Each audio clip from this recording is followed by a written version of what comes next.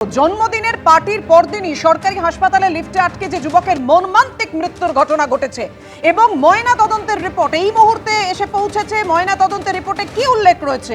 একাধিক আঘাতের জন্য মৃত্যু, হৃৎপিণ্ড, ফুসফুস, প্লীহা ফেটে গিয়েছিল।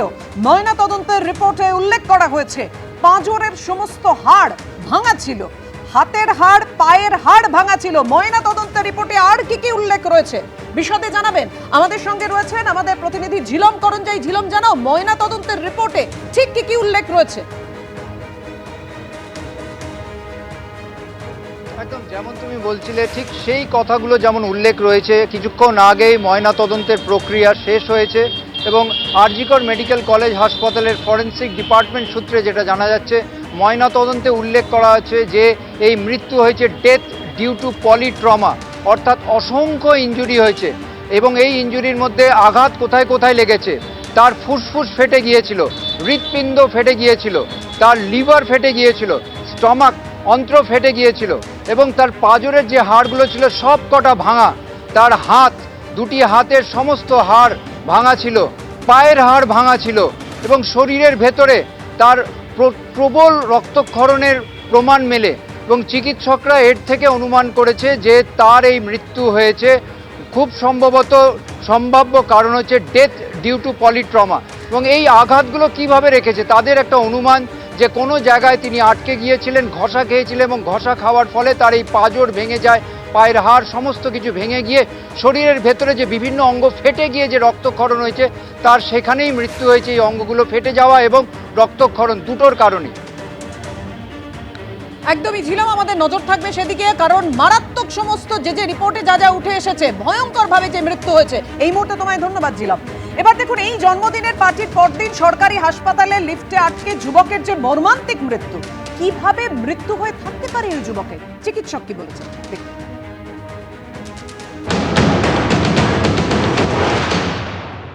এটা শুনে তো খুবই খারাপ লাগলো, মর্মান্তিক ব্যাপার এটা একটা।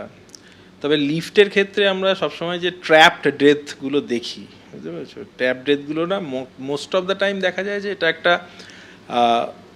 একটা প্যানিক থেকে শুরু হয়, ঠিক আছে, একটা প্যানিক অফ সাফোকেশন এখান থেকে শুরু হয়। তারপরে যেটা হয় যে একটা প্রচণ্ড একটা অ্যাড্রিনালিন সার্জ হয়, যেহেতু উনি ওয়াইফ বাচ্চাকে নিয়ে আটকে আছেন। এক তো নিজের জন্য একটা প্যানিক, প্লাস হচ্ছে ফ্যামিলির জন্য একটা panic.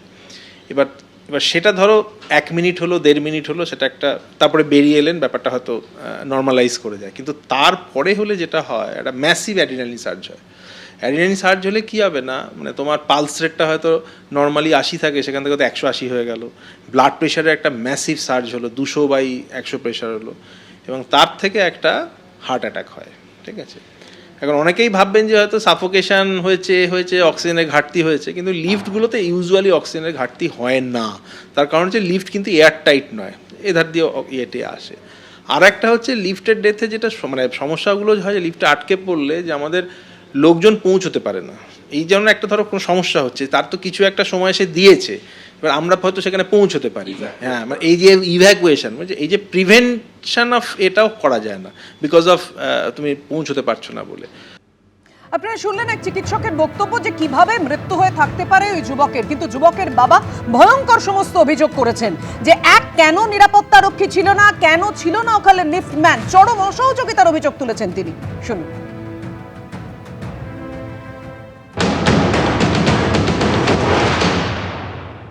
Right from security including police, সেটা আমি বলছি। যারা অভিযোগ দায়ের করেছেন, আপনি সাইন হ্যাঁ, অভিযোগ কপিটা কি আছে? না, অভিযোগের কপি ওনার কাছে নেই, কারণ এইটাই হয়েছে। এই লোকেরা, আমি 2 ঘন্টা ধরে দৌড়দৌড়ি করেছি, কেউ অনেক কিছু অপশন দেওয়া ছিল খোলবার জন্য, ইনক্লুডিং ফায়ার ব্রিগেড, সেগুলো করেনি। এর কাছে চাবি থাকে, আমি তার চাবি নিয়ে আসুন, তখন বলছে এই যা তুই যা, কানে হেডফোন দিয়ে দাঁড়িয়ে আছে অনেক। সে সব রকম স্টাফকে আমরা রিকোয়েস্ট করেছি, ইভেন ইনক্লুডিং CISF, বলে আপ লোক তোড় দিজিয়ে। তারপরে বললাম ফায়ার ব্রিগেডকে কাছে বলুন তো, ফায়ার ব্রিগেডকে খবর দিলে 8 ঘন্টা আগে এলে বেঁচে যেত। ফায়ার ব্রিগেডের কাছে ওর কাছে মেশিনারি আছে, ওটাও খোলার এক্সপার্টিস, এক্স্যাক্টলি রাইট। কিন্তু সেটা করলো না কেন? আমার ছেলেকে নিয়ে নিল ওরা। তাহলে এটা কি বলবো, ওরা ডেলিবারেটলি চেয়েছিল যে এই patient party whoever he may be, let them die. This is what I am telling you. হ্যাঁ, এই আশা করছি। আমি ওই যে তখন বোধহয় আপনি বলে ডিসি নাকে যাচ্ছিল, তাকে বললাম, উনি তো বলতে আই উইল সি টু ইট। আর এই ঘটনায় আরজি করে আন্দোলনকারী চিকিৎসক অনিকেত মাহাতো হাসপাতাল কর্তৃপক্ষের দিকেই আঙুল তুলেছেন। দেখুন।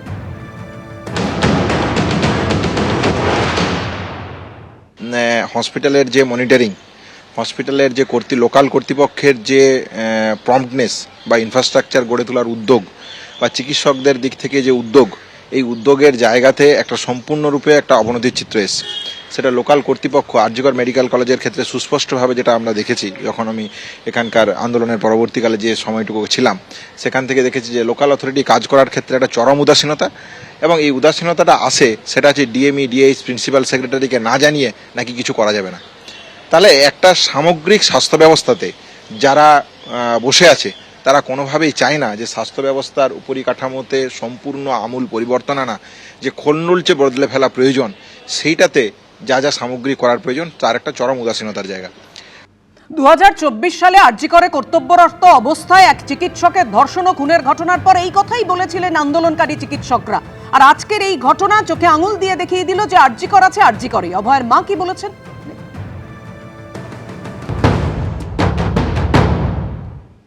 এটা তো এই যে দুর্ঘটনা নয়, এটা গাফিলতি, যে আরজিকর কর্তৃপক্ষের গাফিলতি। এটা তো আমি জানতাম আগে থেকেই। আমার মেয়ে অনেক কিছু আমাকে বলতো যে এটা হয় না, ওটা হয় না, এটা নেই, ওটা নেই। এটা শুধু আরজিকর নয়, সমস্ত মেডিকেল কলেজগুলোতে রোগী পরিষেবার এই হাল। আরজিকরে সবচেয়ে বেশি। আরজিকরের এই দুর্নীতির জন্যই আমার মেয়েটা তার জীবন দিয়ে গেছে, তাকে বলি হতে হয়েছে। আমার এখানেই লড়াইটা, যে এই দুর্নীতিমুক্ত স্বাস্থ্য ব্যবস্থা। লিফটের পরিষেবা ঠিক নেই, তারপর যারা ওখানে যে যন্ত্রগুলো যেমন করতে হবে, কারো আলট্রাসোনোগ্রাফি করতে হবে, কারো মানে আর্থোস্কোপি মেশিন, কারো টেস্ট করতে, ওইসব থাকে না। ওইসব মেশিনগুলো যারা চালাবে সেই ব্যবস্থাটাই থাকে না। চূড়ান্ত অরাজকতার আরো একটা উদাহরণ আজকের এই দুর্ঘটনা আরজি করে। আর কি বলেছেন চিকিৎসক উৎপল বন্দ্যোপাধ্যায়? দেখুন।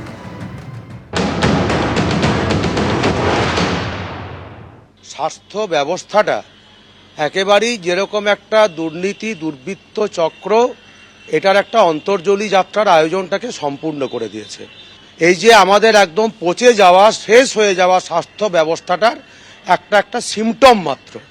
এটা প্রমাণ করে যে এই পুরো ব্যাপারটাকে দেখার মতো কেউ নেই, পরিচালনা করার মতো উপযুক্ত কোনো ব্যবস্থা নেই, পরিকাঠামো নেই। সার্বিকভাবে আজকে হচ্ছে যে আমাদের রাজ্যের স্বাস্থ্য ব্যবস্থাটার যেরকম একটা চূড়ান্ত অরাজকতার পরিস্থিতি, তাতে হচ্ছে যে এই ধরনের ঘটনা আগেও ঘটেছে, আজকেও ঘটছে। আমার আশঙ্কা আগামী দিনেও যে কোনো সময় ঘটবে। আসল কথাটা হচ্ছে যে তার রন্ধ্রে রন্ধ্রে যদি দুর্নীতি চক্র ঢুকে থাকে, যারা রাজনীতির মাথায় বসে আছেন তারা যদি এই দুর্নীতি চক্রটাকে প্রশ্রয় দেন, তাহলে পশ্চিম বাংলার নাগরিকের স্বাস্থ্যের হাল এর চেয়ে অন্যরকম কিছু হতে পারে বলে আমি আশা করতে পারি না। এবিপি আনন্দ, এগিয়ে থাকে, এগিয়ে রাখে।